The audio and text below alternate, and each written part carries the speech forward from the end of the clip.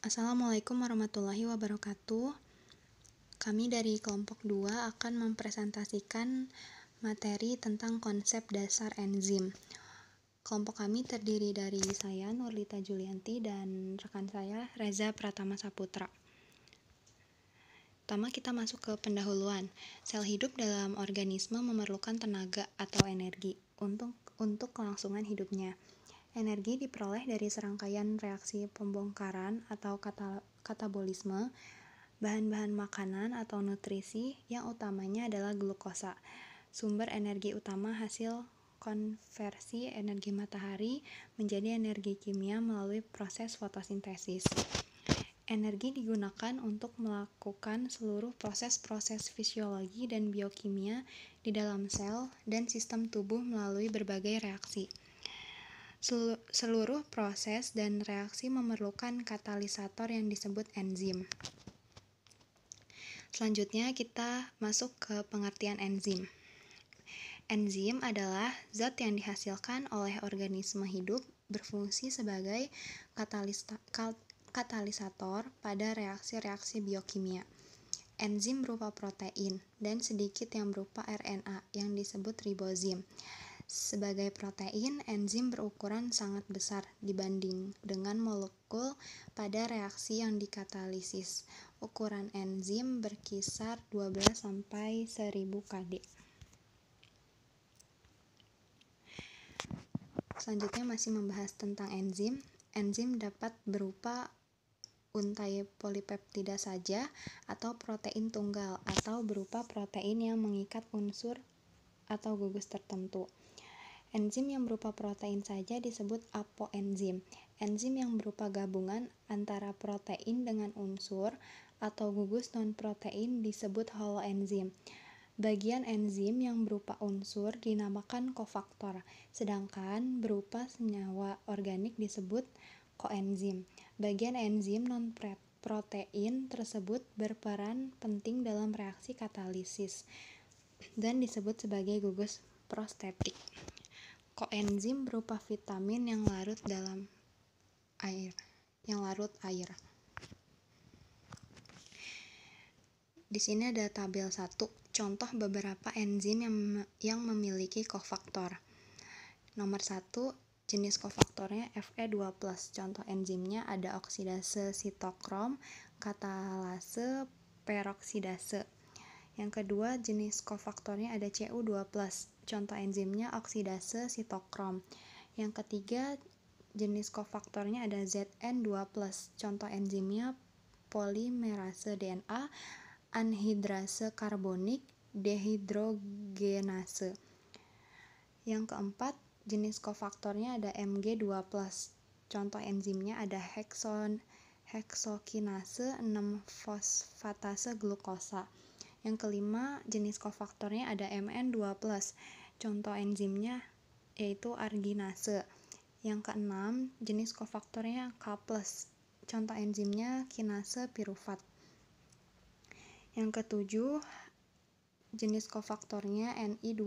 Contoh enzimnya urease. Yang kedelapan, jenis kofaktornya Se. Contoh enzimnya peroksidase glutation. Kemudian di tabel 2 ada contoh beberapa enzim yang mengandung koenzim. Nomor 1, jenis koenzimnya tiamin pirofosfat. Senyawa yang dipindahkan yaitu aldehida. Yang kedua, jenis koenzimnya ada flavin adenin dinukleotida atau FAD. Senyawa yang dipindahkan atom hidrogen. Yang ketiga, jenis koenzimnya nikotinamid adenin dinukleotida atau NAD. Senyawa yang dipindahkan ion hidrida atau H+. Yang keempat, jenis koenzimnya koenzim A. Senyawa yang dipindahkan gugus asil. Yang kelima, jenis koenzimnya piridoksal fosfat. Senyawa yang dipindahkan yaitu gugus amino. Yang keenam, jenis koenzimnya koenzim B12. Senyawa yang dipindahkan gugus alkil. Yang ketujuh, jenis koenzimnya biotin, senyawa yang dipindahkan CO2, dan yang terakhir tetrahidrofolat, senyawa yang dipindahkan gugus 1 karbon. Selanjutnya tata nama dan klasifikasi. International Union of Biochemistry atau IUB pada tahun 1955 merekomendasikan tata cara pemberian nama enzim. Yang pertama, nama sistemik, sesuai dengan reaksi yang dikatalisis, misalnya fosfotransferase ATP, glukosa yaitu enzim yang mengkatalisis reaksi pemindahan gugus fosfat dari ATP menjadi glukosa.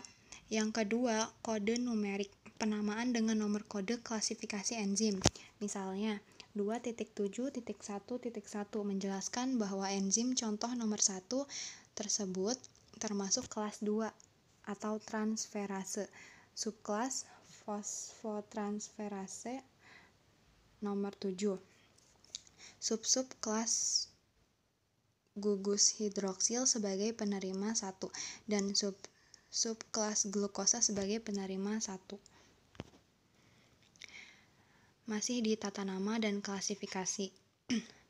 Yang ketiga, nama yang direkomendasi, nama yang memudahkan untuk menyebut dan mengingat karena sering digunakan sehari-hari, misalnya amilase. Yang keempat, nama singkatan, nama yang disingkat dari nama aslinya yang panjang, misalnya GST, singkatan dari glutathione S transferase.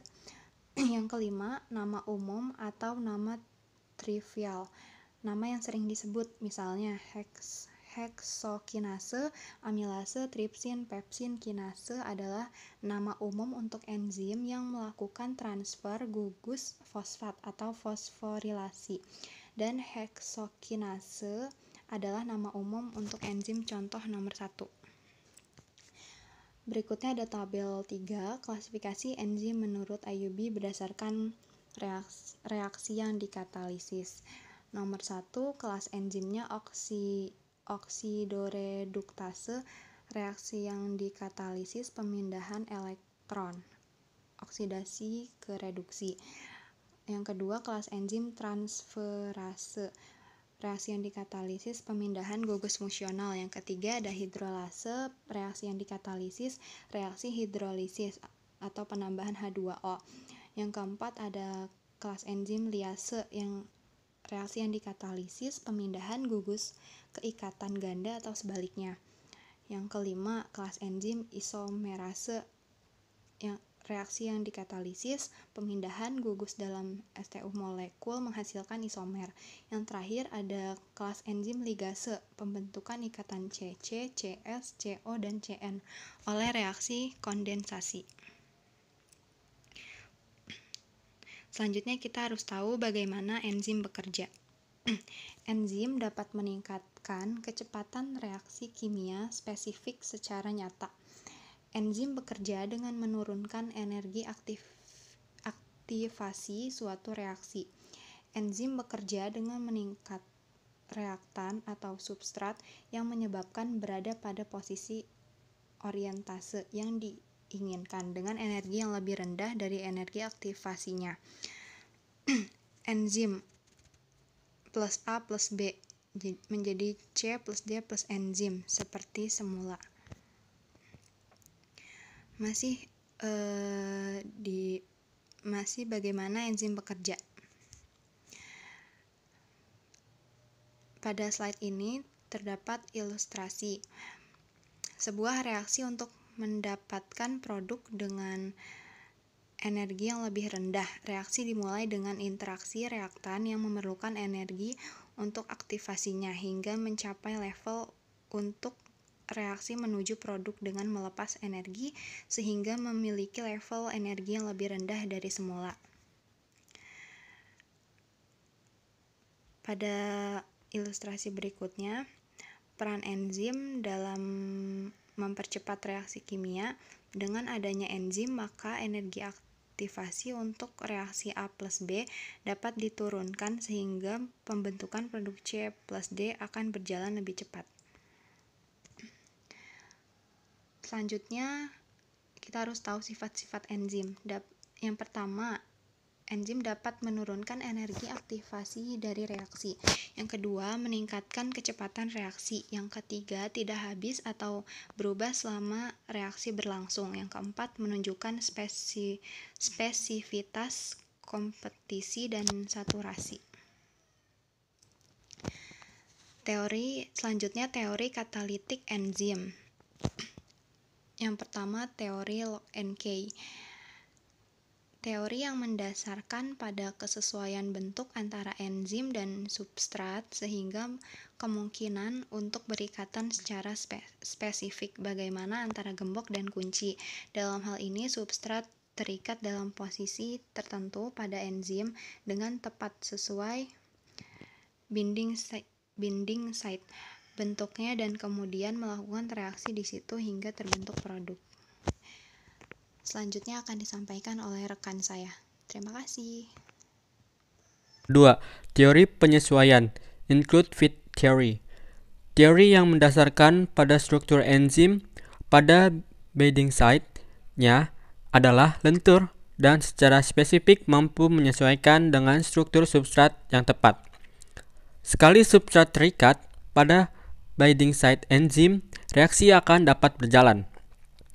Dengan teori ini dapat dijelaskan bahwa reaksi enzimatik umumnya berjalan reversible. Nah, ini adalah gambaran Lock and Key yang digambar A. Lalu yang B ini teori ketetapan. Adanya kofaktor dan koenzim dapat mempermudah pengikatan substrat dengan enzim. Pengaruh temperatur dan pH pada kerja enzim. Enzim adalah protein yang secara alami memiliki struktur 3 dimensi yang dibentuk oleh berbagai jenis ikatan, utamanya hidrogen, hidrofobik, dan van der Waals. Integritas bentuk 3 dimensi, bentuk formasi, enzim sangat penting dalam melakukan aktivitas katalitiknya, sehingga menentukan fungsi spesifiknya. Konfirmasi enzim tersebut bertahan pada temperatur dan pH tertentu. Adanya perubahan temperatur dan pH dapat mengusik ikatan-ikatan intramolekul enzim sehingga dapat merubah bentuk konformasinya dan akan menyebabkan perubahan sifat katalitiknya atau aktivitasnya. Lalu ini adalah gambar perubahan konfirmasi enzim karena pengaruh temperatur dan pH. Perubahan temperatur dan pH akan menyebabkan pemutusan ikatan-ikatan intramolekuler enzim sehingga akan merubah bentuk 3 dimensinya. Perubahan sedikit saja temperatur ataupun pH akan mampu merubah aktivitas enzim. Sekali level kritik terlampaui hingga perubahan konformasi tidak dapat dikembalikan lagi atau irreversible, maka aktivitas enzim akan hilang selamanya. Di gambar ini adalah pengaruh temperatur dan pH pada aktivitas enzim. Pada umumnya, enzim memiliki aktivitas optimum pada temperatur 30-40 derajat Celcius dan pH 6,5-7,4. Pada temperatur rendah, kurang dari 20 derajat Celcius, aktivitas enzim sangat rendah karena tidak cukup energi melakukan reaksi. Sementara, pada temperatur tinggi, enzim mengalami denaturasi, perubahan konfirmasi, sehingga menjadi tidak aktif. Pengaruh konsentrasi substrat atau enzim pada kecepatan reaksi.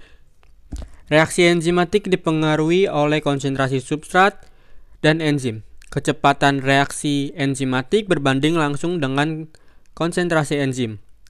Lalu, semakin tinggi konsentrasi enzim, kecepatan reaksi semakin tinggi.